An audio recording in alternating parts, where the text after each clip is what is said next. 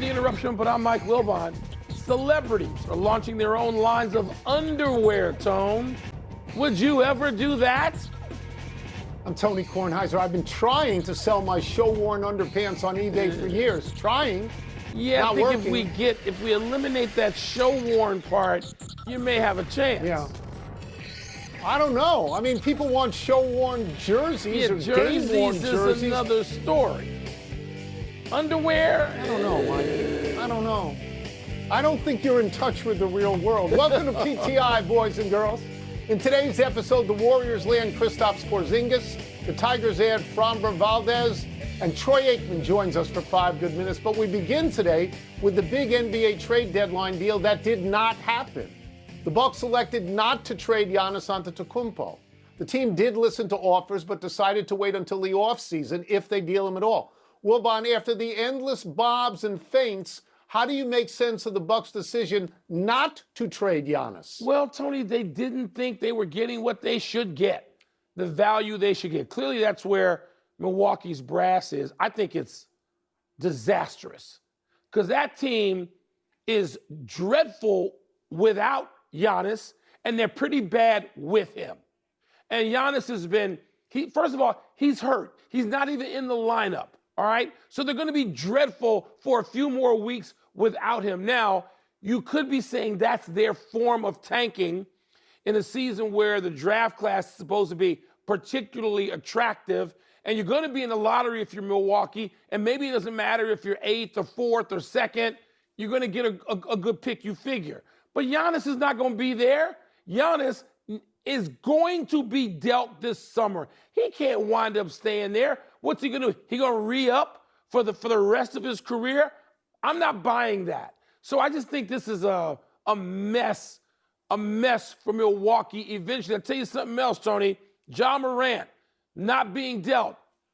Ja's so toxic that people are saying, no, you've got to give me a pick and Ja, because I don't want him. These are big stars. Giannis bigger than Ja, but come on now. Let me go to Giannis for a second. I listen to you. You know the NBA. Day after day after day, you have said he's going to be traded. Yes, he's I going did. to be traded at the deadline. You started saying that in September and October.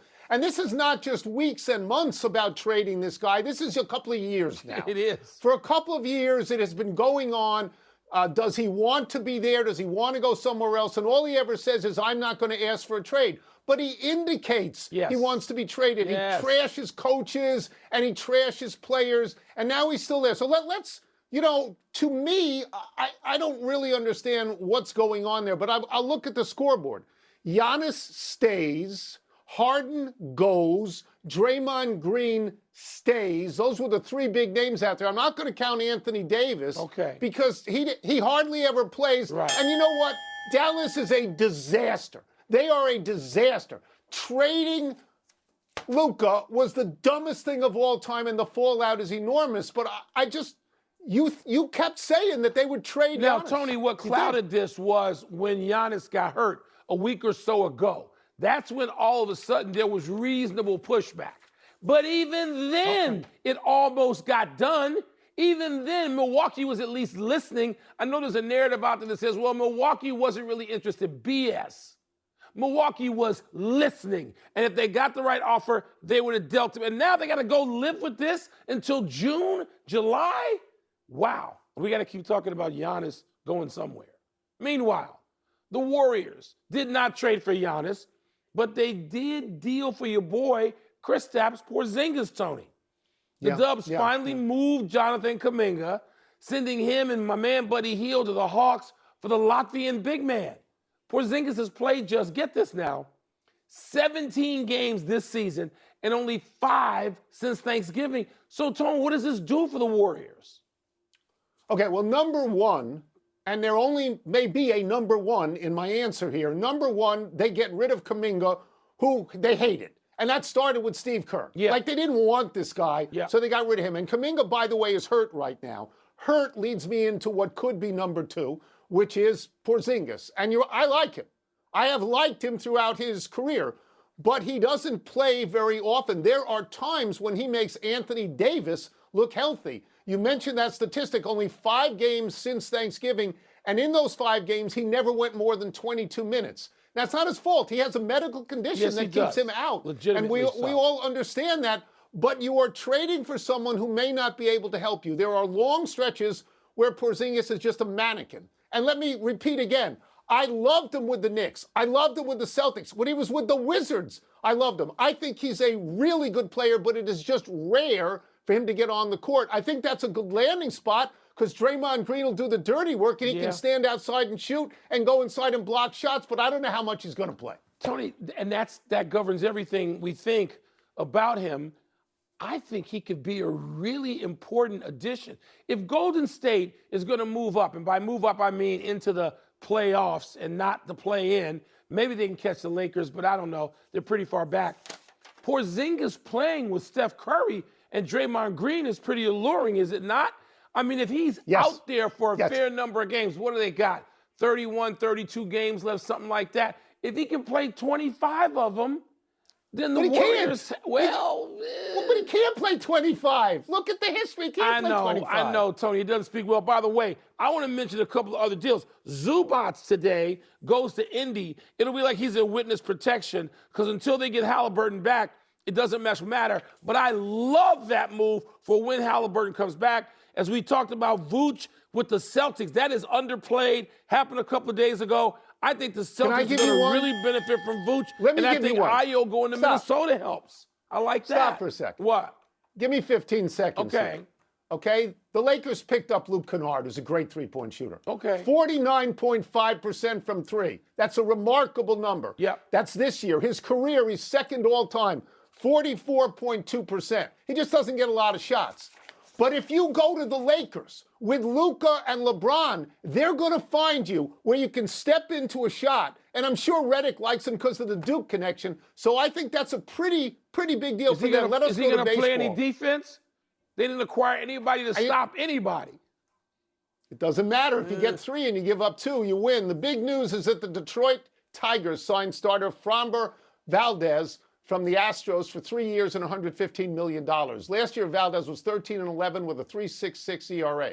But over the last 6 seasons, he has a 3.23 ERA. And Wilbon, you will love this. He's thrown 973 innings, which is 5th most among all pitchers in that time span. Yeah. Coincidentally, Tarek Skubal won his arbitration case for a record $32 million next season. So putting that all together, Wilbon, what does this move do for Detroit? Skubal, Valdez, Flaherty. That's 3 starters. That's like the 1970s, for God's sake.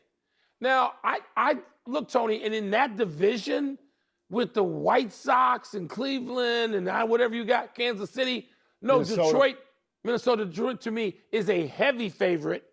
If those guys can stay healthy, and you mentioned the number of innings, I mean, Valdez alone, innings and ERA. I mean, he's out there. He's actually taking the ball every turn and starting like, an old-fashioned model of baseball. And with those 3 starters, Tone, I really love that. I mean, if you can say to Skubal, look, as long as you're here, let's go for this. We have a chance because we're going to win this division going away. We have a chance to go for this and contend seriously for a championship. I love what Detroit has done here. Yeah, that 1-2-3 starting rotation at the top of the rotation feels like a World Series contending rotation. It really does. Look, the big news here, of course, is that Skubal is eligible for free agency after this season, for next season. But there might not be a next season season. Anyway, so, yes, the Tigers have to ask themselves, do we trade him now or do we pay this money and try, as you say, to win a championship right now? Or do they pass on him and hand the ball to Valdez and say, you be Skubal for us? There is a third option, which I sort of like, which is you give him the money. If it's not working by the trade deadline, okay, you bail out. But you give it time to see if it works. I think Valdez is going to be comfortable in Detroit because this old manager in Houston, A.J. Hinch, is the manager now in Detroit. And again, the top of that rotation, they're not in the National League, okay? No. They're in an easier league to win, I think, and it's very impressive. And he's the number 2 guy. He's behind Skubal. Yeah. Skubal gives him cover. Yeah. He's got to be more comfortable in that role as well. And then Flaherty. I mean, Detroit's going to – and by the way, Tone, here's why they should go for it. How damn often do the Tigers win a World Series? They're not the Dodgers. Go for it now. No. The one we mentioned in recent shows was 1968. That's a ways back. Right. Let's take a break. Coming up, Seahawks DB Nick Eamon suffered an ankle injury in practice, and we will ask Troy Aikman how big a deal that could be for Drake May and the Patriots offense. We'll also ask him what advice he would give to Sam Darnold. You know, I always thought the Detroit home uni with the Gothic D was the best uniform in baseball. Clean. I thought. Clean. By the way, they won in '84. So 68. We are fewer than 73 hours away from kickoff of the Super Bowl. We could not be more pleased to welcome in ESPN's Monday Night Football analyst, Hall of Fame quarterback Troy Aikman. Let me start with this. You have said publicly that this game is a huge challenge and an opportunity for Drake May, and he has agreed with you. Can you talk about what makes you say that?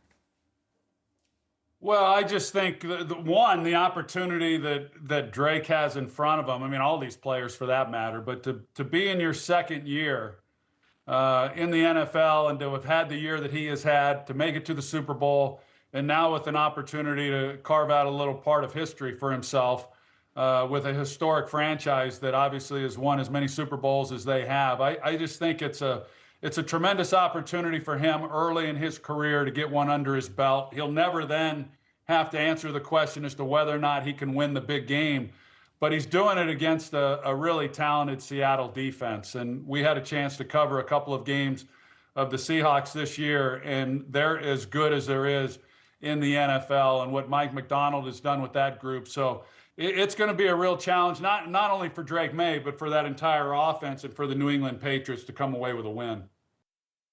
Troy, how big a deal would an injury that limited Seahawks defensive back Nick Eamon be for Drake May?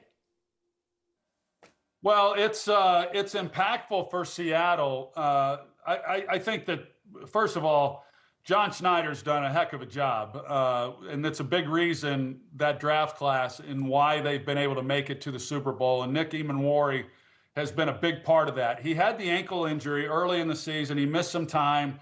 Of course, he has the injury. By all accounts, he's going to be playing. How limited might he be? But he's allowed them the opportunity to play with 5 defensive backs, regardless of whatever the offense has done. And he's a very physical player. I just can't say enough about him, and really all 11 players on that defense. And so you take out a key component that's been so integral in what they've been able to do and the scheme in which they run. It would be a big blow to Seattle if he's limited, or if in fact he's unable to go, which would be beneficial then, of course, to New England and Drake May. When you have watched the Patriots defense, if you could offer a piece of advice or two to Sam Darnold, what would you tell him? I would say get the ball out of his hand. This defense, it is remarkable that as a group for New England, you start to win some games regardless of who it is you're playing, and you gain confidence as you move through the year. And they had that long winning streak, and they have continued to get better and better. And when you watch them, it's a much different group than what we see out of Seattle, at least within their scheme. And so they bring a lot of blitzes. They're not afraid to bring it on any down. They bring a number of different players. And there are times when you watch them, it's hard to even know exactly what coverage that they're in. So I think for Sam, the key is going to be him trusting his reads, trusting the design of the play, and then knowing that as good as they are up front and their ability to get after the quarterback, he's just not going to have a lot of time to throw the football. And speaking from experience in a Super Bowl, everything is at warp speed to start the game. I mean, there's a lot of adrenaline, there's a lot of emotion. You understand the magnitude of what's before you. Eventually, the game will slow down and it will become another game. And I think the important thing for Sam is, and really for Drake on the other side as well, will be just to weather that initial adrenaline surge. And it could last as long as a quarter, but at some point, like I said, it will calm down. And the key is not doing anything catastrophic early in that football game. Let me get you out of here on this, and it's the obvious question. You've watched both teams all year. Which way are you leaning now and why? You know, I hate to even try to predict, Tony, quite honestly, as to who might win this game. I'm hopeful that it's a close game. I think that I'll stand by this. I do feel that Seattle, and we pretty much saw all the teams throughout the year. Seattle, I just don't think there's a weakness on that football team. I think the way that they've been assembled, the way that they're coached, they're talented. They don't make mistakes. They don't beat themselves. And I say that knowing you can say a lot of the same things for New England. New England has arrived probably a couple of years sooner than what most people thought that they might. But I think that's why I think it's going to be a heck of a game. I think people are underestimating New England. I don't feel they're overestimating Seattle. But I think these two teams are a lot closer than maybe people have realized or what's been discussed this week. But I have been extremely impressed with Seattle as far as their makeup, how they're coached, how they play, and the fact that I just don't see any weaknesses. Pleasure to have you on. It is a joy for us when you're on the show, and you do it regularly. We're grateful year after year. Thank you, Troy. You're welcome. Thanks, Tony. Let's take one last break, but still to come, does Lindsey Vonn's workout video add some optimism to her Olympic outlook? And Michigan State took an L, but not without Jeremy Fears delivering some punishment. Tony, I know Troy wouldn't forget this, but do you know it's been 30 years since he was in the Super Bowl? His last of those I had no Super idea. Bowls. 30. Exactly. I had no idea it was 30. Yeah. But he has... Happy time, people. Happy 24th birthday, Cam Skattebo. The Giants' rookie running back suffered a dislocated ankle in Week 8 versus the Eagles and was out the rest of the season after being drafted in the 4th round out of Arizona State. Prior to his injury, Skattebo had 207 receiving yards and 2 touchdowns and 101 carries for 410 yards and 5 touchdowns. He was the most exciting running back the Giants have had since, well, Saquon Barkley. Skattebo was one of many injured young players for the Giants, including receiver Malik Neighbors and quarterback Jackson Dart, who was always in the blue tent. New coach John Harbaugh and your offensive coordinator, who you love, Matt Nagy, they have some talent to work with. They do. It does seem that way, Tony, if they stay healthy. Look, I got to watch Skattebo in college at Arizona State, and I thought then, this kid can be really terrific in short yardage in certain situations, not at every down back, but I just hope he's healthy. Hope he has that back. Happy anniversary, Los Angeles Dodgers. On this day 6 years ago, the Dodgers traded for Boston's Mookie Betts. By July, the Dodgers gave the former American League MVP a 12-year, $365 million extension. By October, the Dodgers won the World Series. The Betts deal appears to be the catalyst for what are now back-to-back championships, because after Betts, the Dodgers got Freddie Freeman, then Shohei Ohtani, then Yamamoto and Glasnow and Snell, and then Sasaki and now Kyle Tucker. Betts has averaged 275, 25 homers, and 74 RBI in LA. The Red Sox have won 6 playoff games since he left, and it feels like the Dodgers have won 1 million. Yeah, Tony, I mean, it's a wonderful cast that they've, assembled there, an ensemble. And Kyle Tucker, who I would not have given that much money, say, if I was the Cubs, and they didn't. But if I'm the Dodgers, I do, because he comes there and joins that group, and it just seems to lift the whole thing even higher. Happy trails to last night's games for 6th-ranked Gonzaga and 10th-ranked Michigan State. Both teams fell to teams with losing records last night. Gonzaga had its 15-game winning streak snapped by the now 11-14 Portland Pilots, and Michigan State got beat by the now 11-12 Minnesota Gophers. In that game, State's point guard Jeremy Fears added to his recent reel of chippy play by giving a backward kick up into an opponent's man zone. Fears received a technical foul and some stern words from Tom Izzo, who said after the game, quote, immaturity. If he plays that way, he deserves the tech, and he ain't going to play that way if I bench him the next game, unquote. It seems he was off balance. I don't know. You get shoved by a guy who's even bigger than you. I'll have my money on those two teams that lost last night, Gonzaga and Michigan State, being alive for quite a ways in March. All right, I got one correction. Kirk Gibson had 2 home runs in the clinching game for the 1984 Tigers, but the big home run I referenced when I went like this was Gibson on the Dodgers in 1988, limping around the bases after taking Dennis Eckersley deep. Yeah. I remember that because we were coming back from the Olympics in Seoul. right? And it was Yes. impossible to stay up for the whole game because Couldn't do it. our body clocks were completely Couldn't do nuts. All right, let's go to the big finish if we do it. could. The Knicks beat the Nuggets in double OT for their 8th win in a row. Is that significant? It is significant, Tony. Since they had a meeting that Jalen Brunson called, they haven't lost. They've been terrific. Lindsey Vonn posted a video showing her doing squats and box jumps on her ruptured left ACL. You have to be impressed. Box jumps. You Come got- on now. Listen, everybody is rooting for her. You cannot not root for her. That's right. The Philadelphia Inquirer reports that Vic Fangio will return as Eagles defensive coordinator. Is that a big deal? He's one of the best defensive coaches of his generation, if not the best. Yes, it's a big deal. Finland's Olympic women's ice hockey opener against Canada was postponed because Finland has 13 sick or quarantined players. Your thoughts? You have to do it to give them a chance, and it's smart because you don't. If there's a virus that's spreadable, you don't want other teams to get it. It works both ways. Last one. The Hornets go for their 8th win in a row tonight. Do you like their chances? No, not against Houston coming off a loss. That was tough. But they got Kobe White, who I'm rooting for now in Charlotte, back at home for him. We're out of time. We will try to do better the next time. I'm Tony Kornheiser. And I'm Mike Wilbon, same time tomorrow.